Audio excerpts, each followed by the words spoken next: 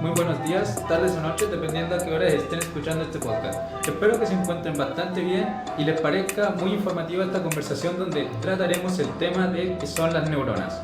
Yo me llamo Matías Esquivel y espero lo disfruten. Hola, yo me llamo Carlos Manto, me encuentro muy bien y estoy feliz de compartir este podcast con ustedes. ¿Cómo se encuentran ustedes? Hola, yo me llamo Juan y igual estoy muy bien y aunque me duele un poco la guata, pero quitando el tema de eso, me enteré que venías de una clase Mati. ¿Cómo te fue en la clase?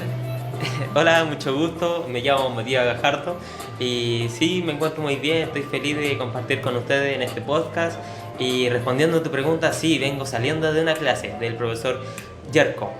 La clase de hoy estuvo bastante pesada, pero tenía mucha información, era bastante interesante. Y Matías, ¿qué fue lo que te pasaron hoy día en clases que era tan interesante? La clase de hoy me hablaron sobre lo que son las funciones y las características sobre las neuronas. ¿De verdad? ¿Te enseñaron que las neuronas son la célula fundamental para procesar y transmitir información a través del sistema nervioso? Sí, también me explicaron que es el procesar y transmitir información de las neuronas que tienen un nombre que es la sinapsis. ¿Y sabías que la sinapsis como tal es una descarga química? O sea, que se traduce a una señal eléctrica que viaja a través de tu sistema nervioso hacia las neuronas. Tienes razón, se me había olvidado ese dato sobre las neuronas, lo tendré presente y anotado en mi agenda. Qué interesante. Recuerdo muy poco sobre el tema. Hace mucho que me pasaron en mis clases sobre las neuronas. Pero yo tengo una duda igual sobre las neuronas y es que no sé cómo estas pueden aprender. Pues lo que yo recuerdo sobre las neuronas es que estas aprenden en base a ciertos estímulos que estén en su propio entorno y el sistema nervioso que nosotros tenemos lo transforma en información. Qué interesante. ¿Y con estímulos te refieres a la información que puede obtener el ser humano al convivir en el entorno con sus sentidos como el tacto, como el oído, la vista, el olfato y el gusto, o no? Eso mismo, con estímulos yo me refiero a la información que puede obtener una persona en su entorno y que su cerebro también vea esa información como algo útil y se la quede. Como tal, ¿qué sería esa información útil? Es como la información que tu cerebro cree que llegará a necesitar posiblemente en un futuro. Exacto, tu cerebro y tus neuronas son tan impresionantes que seleccionan toda la información que tú recibes y solo se quedan con lo que es útil y lo demás solamente lo desechan. Interesante. ¿Saben que las neuronas se pueden dividir en 3 tipos, cierto? La verdad, recuerdo un poco nomás. Sé que se encuentran en el sistema nervioso central, pero ¿podrías explicarme mejor para recordar? Sí, por supuesto, se caracterizan por las siguientes. Las neuronas sensoriales que mandan información desde los tejidos del cuerpo y los órganos sensoriales hacia la médula espinal. Entonces, con órganos sensoriales te puedes referir a la vista, el olfato, o el oído, el tacto y el gusto, si no me equivoco, ¿verdad? Tienes toda la razón, amigo. Son señales desde los diferentes puntos de órganos hacia el cerebro, pasando por la médula espinal. Las neuronas motoras son las siguientes células nerviosas ubicadas en el tallo cerebral y la médula espinal, caracterizándose por controlar la actividad muscular voluntaria esencial. Ejemplo, lo que estamos haciendo ahora, hablar, caminar y respirar. Buena.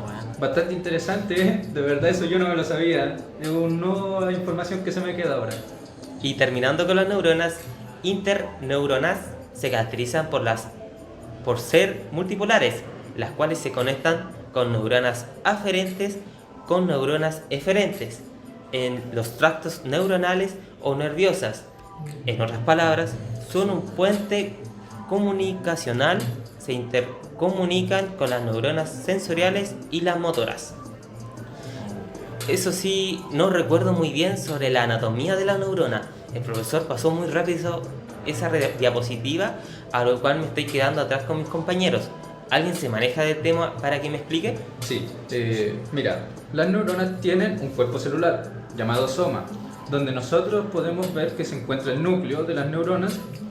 Y sabes que las neuronas necesitan producir muchas proteínas y la gran mayoría de las proteínas se sintetizan en ese soma. Presentan varias extensiones, como tal los apéndices o las protuberancias. Oh, como es la cosa, yo tuve apendicitis en el año 2017 y no sabía esa información. Me imagino el dolor que tuviste que pasar y me alegro que te encuentres bien. Yo las identifico que se proyectan desde el cuerpo celular. Incluyen muchas extensiones ramificadas cortas, más conocidas como dendritas, y una extensión separada que suele ser más larga, conocida como axón.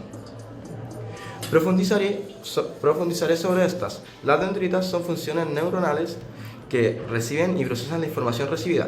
Generalmente reciben señales que pueden ser excitatorias, es decir, tienden a provocar que las neuronas disparen. Genera un impulso eléctrico. Una sola neurona puede tener más de un conjunto de dendritas y puede recibir miles y miles de señales. Si se logra activar una neurona, el impulso nervioso o potencial de acción se conduce por el axón. El axón se caracteriza por tener varias diferencias de las dendritas.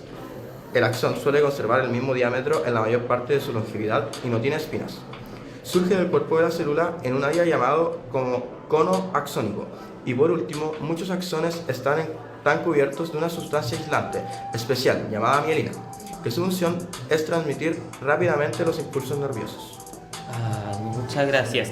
Y volviendo, por ejemplo, me enteré que tuvieron una prueba la semana pasada. ¿Cómo les fue? Yo tuve la mejor nota, muy fácil, me saqué un 6. Yo me saqué un 5.5. ¿Y tú, Juan, qué nota te sacaste? Yo me saqué un 3.8, pero ¿cómo lo hicieron para tener una mejor nota? ¿Sabes? Tampoco era tan difícil, solamente tenías que estudiar y repasar los temas de la clase, no era algo tan complicado.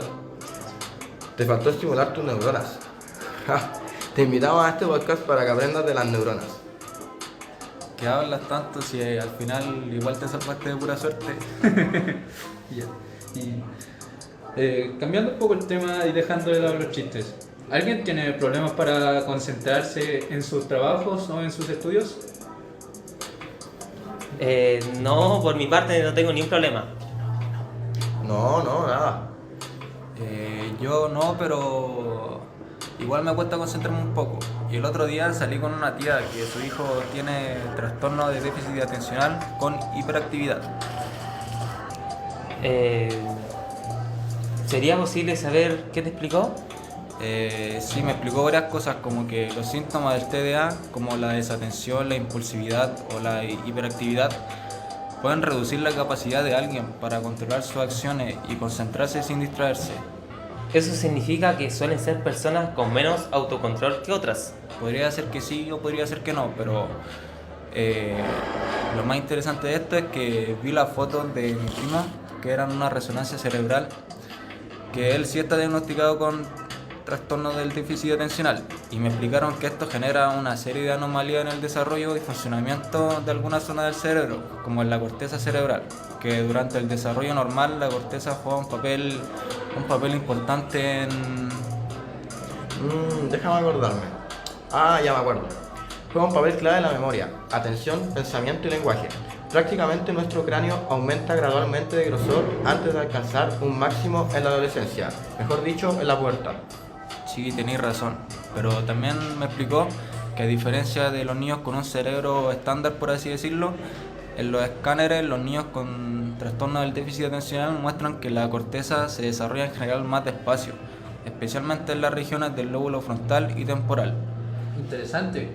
Y una pregunta, ¿y estas para qué sirven?